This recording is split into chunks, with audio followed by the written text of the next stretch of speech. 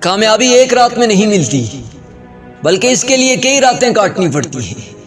اس وقت جاگنا پڑتا ہے جب دنیا سو رہی ہوتی ہے، اور اس وقت جا کے سونا پڑتا ہے جب دنیا اپنی آدھی نیند پوری کر چکی ہوتی ہے۔ اس وقت میدانوں میں قدم رکھنا پڑتے ہیں جب میدان سنسان ہوتے ہیں، کوئی کھلاڑی میدانوں میں موجود نہیں ہوتا۔ اس وقت خون پسینہ ایک کرنا پڑتا ہے جب دنیا تمہاری محنت کو نہیں دیکھتی۔ خود اکیلے اپنے ساتھ مخلص رہ کر اپنا سب کچھ دو پر لگانا پڑتا ہے۔ ریگستانوں میں دوڑنا پڑتا ہے، دن کے وقت دھوپ کا سامنا کرنا پڑتا ہے۔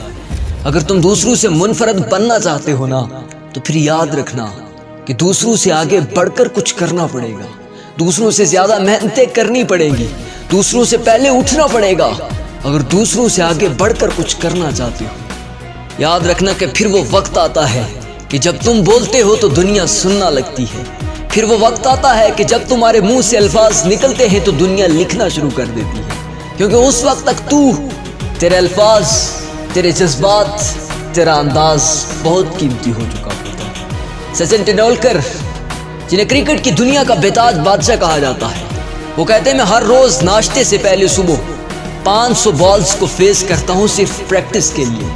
راؤنڈ اباؤٹ 83 اوورز صرف پریکٹس کے لیے کھیلتا ہوں میں، ہر روز صبح جب دنیا سو رہی ہوتی۔ پھر ایک وقت آتا ہے کہ سچن ٹنڈولکر جب آٹوگراف کرتا ہے نا تو دنیا لائنوں میں لگ جاتی ہے، کاش سچن ٹنڈولکر کا ایک آٹوگراف اس بال پر کیا ہوا ہمیں مل جائے کہ سچن ٹنڈولکر کے ہاتھوں نے اس پر لکھا ہے۔ اس وقت تک آپ کی ہر چیز قیمتی ہو چکی ہوتی ہے، کیونکہ آپ نے خود کو اتنا پسا ہوتا ہے، اتنا پسا ہوتا ہے کہ آپ گرائنڈ ہو کر ایک ہیرا بن کر باہر نکل چکے ہوتے ہیں۔ اور مارک زکربرگ، فیس بک کی دنیا کے بےتاج بادشاہ، آپ نے جب فیس بک کو بلندی پر لے کر چلے گئے نا تو ایک دن ایسا بھی آیا کہ ایک اینکر نے آپ سے آ کر سوال کیا کہ آپ تو راتوں رات امیر ہو گئے، فیس بک تو پوری دنیا میں وائرل ہو چکی ہے، اس کے کروڑوں اربوں یوزرز ہو چکے ہیں، آپ تو کروڑ پتی بن چکے ہیں راتوں رات۔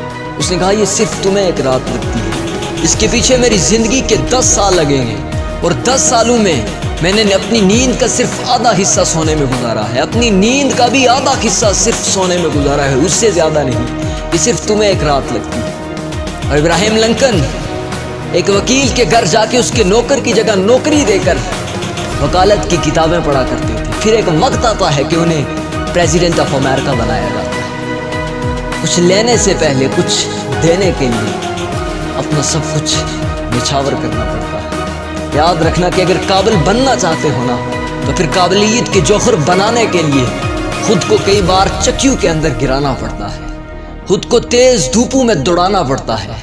یاد رکھنا کہ پھر وہ وقت آتا ہے کہ دنیا تمہاری انٹری پہ شور مچاتی ہے۔